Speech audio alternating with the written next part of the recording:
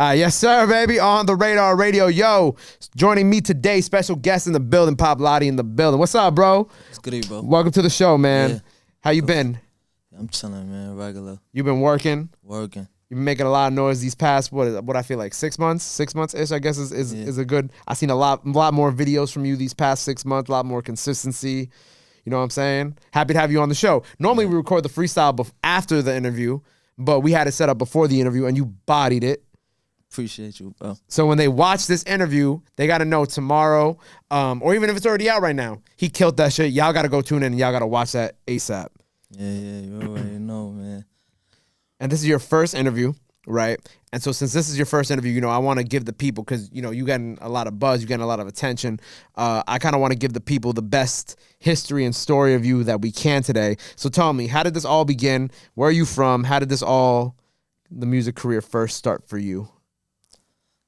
I don't even remember not doing music. I've been doing music since I was a baby. Since I was able to talk, I was able to do music. For me, but I'm from the east side though, East Harlem. Like 105th and First. Metro, Wilson, East River, projects. That's me right there.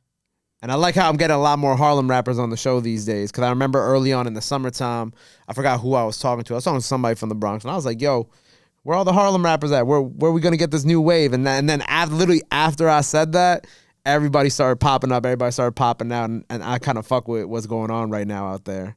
Yeah, we here. We slowly approaching. Who know what's going on? Who you kind of like listen to? Like, who were your influences growing up? Like, who kind of inspired you to begin this musical journey? I don't know. Like I said, I just always been into music. I always knew I was gonna be an artist, you get what I'm saying? But growing up, like my favorite artist right now, besides like industry artists, gotta go with my bro Ditta for me. Ditta. Yeah. He in the building today too. Yeah, he is. Never fall. Yeah. I hope y'all can hear him in the back. But that's really been my inspiration, my block for me. People from my block, my neighborhood, my hood. They always made sure I stay rapping, you get what I'm saying? They always made sure. Did you ever fall off on the rapping thing? Or yeah, plenty of times. Just a couple weeks ago, I was just like, yo, I ain't fucking with this shit no more. What? For real? Hell yeah. I feel like this past like month or two has been like some of your biggest months yet. Nah. You don't think so? Not in my opinion. Okay. Why did you feel like you wanted to be done with it? Because like it's other things that come with it that rappers gotta do that I don't like doing. I just like making music. You know what I'm saying? Yeah.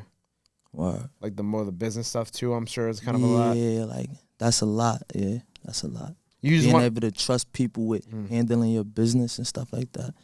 That's a lot for me. I had someone come on the show not too long ago, and he was basically telling me, he was like, I give all my problems to my managers, because when I have to deal with problems, I can't focus on having fun.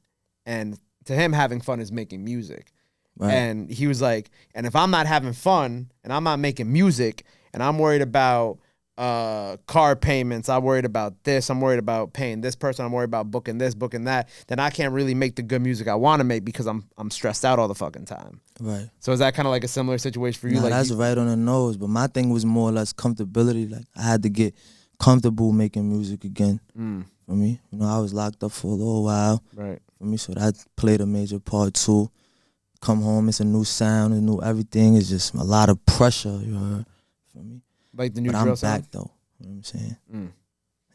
Yeah. So before, we're not going to talk too much about it, but so before you came home, was the drill sound as prevalent, or was it more when you came back? We was doing it. Me and Ditta was doing it for me, but like, everybody else wasn't really doing it like that. They wasn't as tapped in yet. That wasn't what it is. You see how you could drop a drill track right now and get 100,000 views?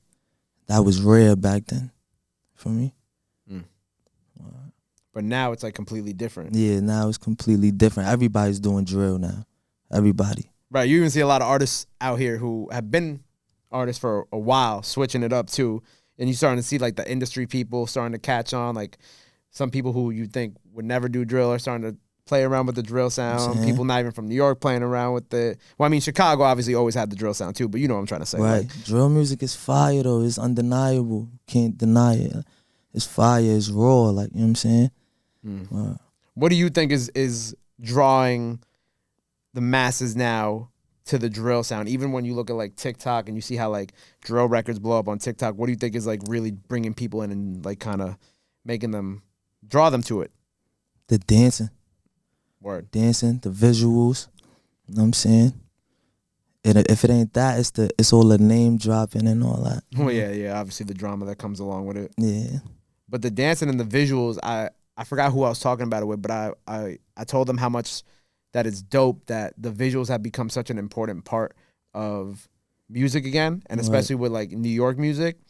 And I reference NBA YoungBoy because YoungBoy was one of those artists who, when he was really, really coming up, and he was just dropping mad music, mad visuals, mad this, mad that. But that was like the proof in like, you know, you drop mad visuals, people gonna fuck with it because people want to see you. Right. And I think that what he's done and what other artists from like Chicago have done with their drill sound has translated really well to the New York stuff, because now everybody, you know, every song got to have a visual to it for the most part for a lot of artists out here. Right. You feel like that's the same, yeah? Yeah. And when it comes to like working with other people, so we got this record with Bando out right now, Fire. How did you and Bando link up? Bando got family that live on my block. Oh, okay. For me, so since youngins, you heard, since babies. Oh, so you knew Bando when? Yeah, I'm a little older though. You know what I'm saying? So for me, I knew him when he was. You know what I'm saying?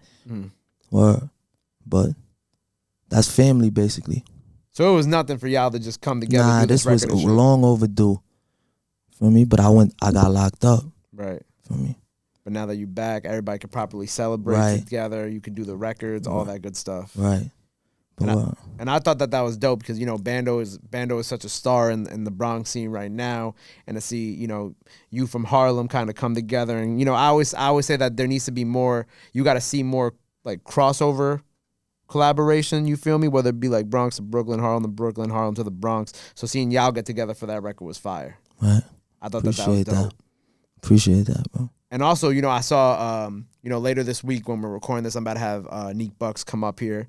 And I saw him, he was in your comments. So what's the relationship there? Like, how long y'all known each other for? Years.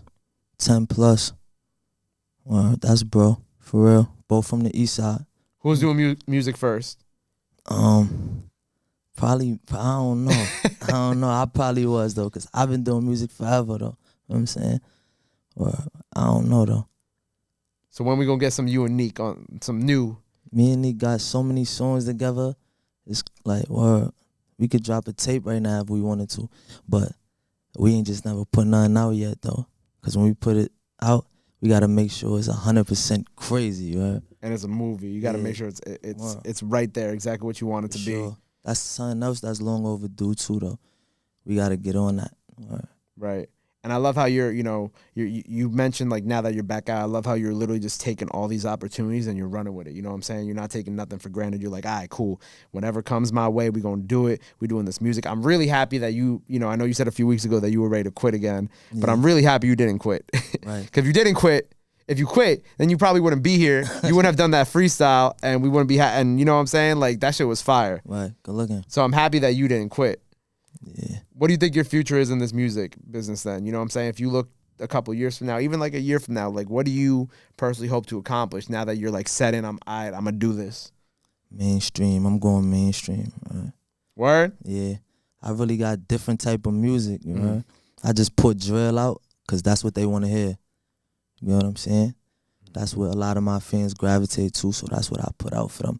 But when I start dropping this real flock, y'all gonna see who I really am. Right? So what other type of music you got on the way that people like, gotta get excited about? You know that 90s flow type of rap? Of course. That, like, for me, that's where I started from. For me. That was the first type of music I really was like, nah, I want to do this. You know what I'm saying? But like now it'd be like I'm bringing that back, though. Like with a like modern, tweak, yeah. With a little tweak to it, you know. So kind of like in the same vein of what the Griselda guys are doing, like Benny the Butcher and them, like on that type of shit. Neek. Yep, Neek, of course, obviously. For me. I'm excited for that. Yeah. Cause I like seeing people switch it up. Cause I love drill music, but you know we always have the conversation of, you know, drill music can, as for now at least, can only take you so far. You got to switch it up eventually, whether you do some melodic stuff, whether you switch it up like that too. Like you got to have some type of switch up, something else that kind of makes you stand out from everybody else, especially in New York. Right. My thing that make me stand out is I could do anything. I could do any type of music. I could do rock and roll if I want to. That would be crazy. I be writing stuff like that. Sometimes I catch myself writing something like that, you know what I'm saying? But I probably won't record it though. You know what I'm saying? Maybe I could start selling shit like that for me to people. You know there's a lot of money in writing and music. Yeah. I'm good at writing. Or I don't write no more, but I'm good at writing. You should get back into it. You know how much money people be making out here off the back end of these records? It's crazy just for being a writer on it. Right. Yeah. And also, I would like to hear a rock track from you. I feel like that like you saying you write and shit like that. I'm like, all right, now I kind of want to know what that's gonna sound like. Yeah, right. That's a challenge, a little challenge. Even if it's just like a reference track that you write for somebody else, you feel me? I feel like that would go kind of crazy. Yeah. Yeah. So what else we have on the way for you? What else do the people gotta be on the lookout for? I know we got some videos on the way, some new records on the way. Yeah. What else do they gotta be on the lookout for from you for the rest of this year and beyond? Dirty Diana, I just shot last night. Okay. It's on the way. So be on the lookout for that. Go Crazy dropping soon. I got something else called Rival B for me. Got 3 majors right now that's about to drop for me. You know, Ditta following up right after that, you heard? Mm-hmm. Do we have any more records with people that you got coming out? You working with anybody right now? Nah, we sticking with each other right now, you heard? Bro just came home. Some more with Ditta, of course. We straight on that right now for me. The Blamers, that's it. Word. Well, I appreciate you being here with me. Thank you for letting me be your first interview. And make sure y'all go check out that freestyle when it drops tomorrow because it's fire and y'all need to tune in. Before we go, let the people know they can follow you. Anything else that they got to know? That camera right there. Right there. Yes, sir. Yo, P. Lotti, bitch. Subscribe to my YouTube, man. You already know, man. It's an Eastside Takeover, man. 10-5, man. XV shit. We here. Gang, gang. There you go, man. There you go. Pop Lotti on the radar, baby. My guy. Appreciate you, bro. Love. Already. Love.